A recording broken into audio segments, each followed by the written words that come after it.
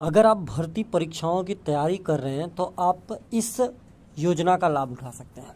पहली बार free coaching खुल गई है, इसके बारे में ही मैं प्राथमिकता के साथ बताऊंगा, क्योंकि सबसे ज़्यादा साथी हमारे साथ ऐसे जुड़े जो बेरोजगार हैं। तो हमारे काम की चीज़ ये है, इसके बाद की खबरों पे नज़र रखेंगे। सबसे पहले मैं आपको इस पर अवेलेबल करा दूँ, इसके बाद एडेड जूनियर से संबंधित शिक्षक भर्ती की शिक्षकों के लिए धमाका, नई शिक्षक भर्तियों पर चर्चा, सार्वजनिक बहुत सारी चीज़ें होनी है। 2.0 की बैठक ख़त्म हो चुकी है, तो जो निर्णय आए हैं उन पे सारी चीज़ें हम बताएंगे।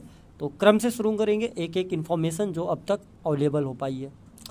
चलिए, अगर आप प्रतियोगी परीक्षाओं की तैयारी कर रहे हैं तो आपके लिए लेखपाल और वीडियो भर्ती परीक्षा हेतु निःशुल्क कोचिंग 28 अप्रैल से प्रशासनिक अधिकारियों के सहयोग से आर्थिक रूप से कमज़ोर विद्यार्थियों के लिए जो है ये योजना है।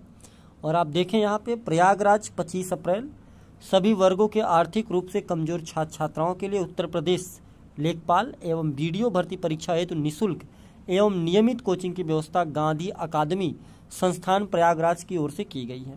संस्थान के निदेशक ओम प्रकाश शुक्ला ने बताया कि इन निःशुल्क कक्षाओं की व्यवस्था पूर्व पुलिस महानिदेशक सूर्य कुमार शुक्ला, अपर पुलिस महानिदेशक प्रेम प्रकाश, अपर पुलिस महानिदेशक DK Thakur, IG KP Singh, IS Rajan Shukla, additional SP Ashutosh Mishra, additional SP Shrimati Mamta Rani, ADM Vipin Mishra, SDM Suraj Yadav, PCS Santosh Yadav, PCS Amita Singh, PCS Ravindra Singh, और इसके बाद असिस्टेंट कमिश्नर जयप्रकाश शुक्ला, वित्त एवं लेखा अधिकारी रामेश्वर तिवारी, जिला कमांडेंट प्रीति शुक्ला, और इसके बाद deputy Ashok Yadav, deputy SP Sandeep Yadav, SDM Arun Singh, RTO Ramchandra Bharati, तहसीलदार लालकृष्ण पटेल के सहयोग से की गई है।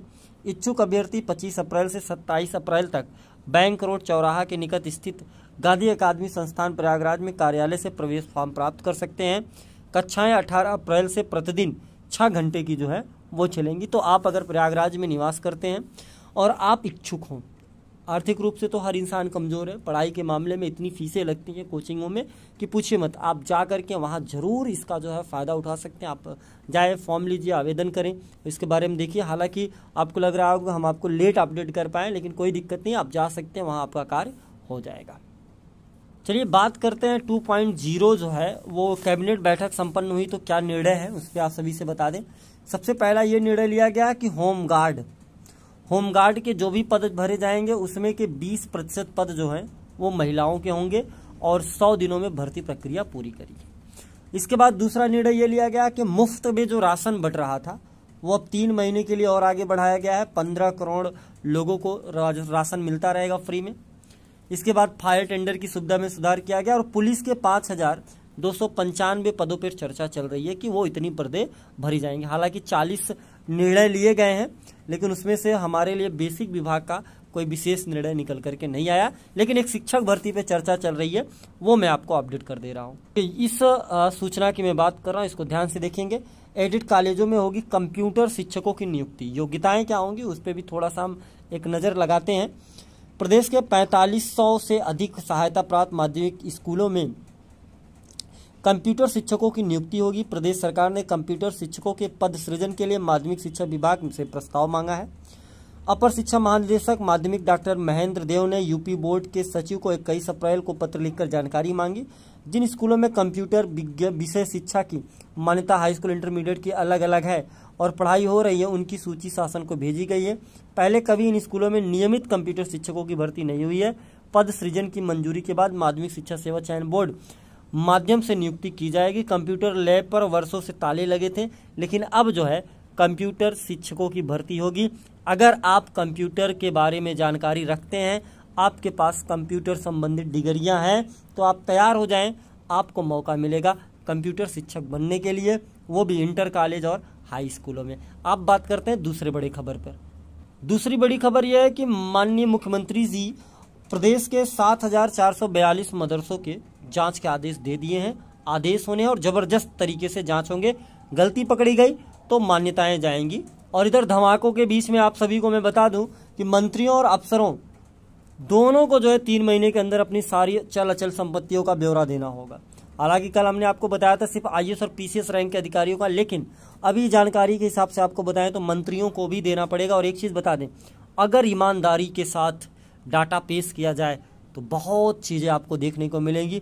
बहुत सारे ऐसे लोग होंगे जिनका जो मानक है, मानक पार कर जाएंगे, जो भी उनके पास चल और अचल संपत्तियां होंगी। और इसके बाद शिक्षकों के लिए जो कैशलेस इलाज की सुविधा थी, उसके लिए फॉर्म का चयन वो सरकार करेगी बहुत जल्द। उसके लिए बातचीत चल रही है और जल्द ही इसका आदेश आप सभी को देखने को मिले।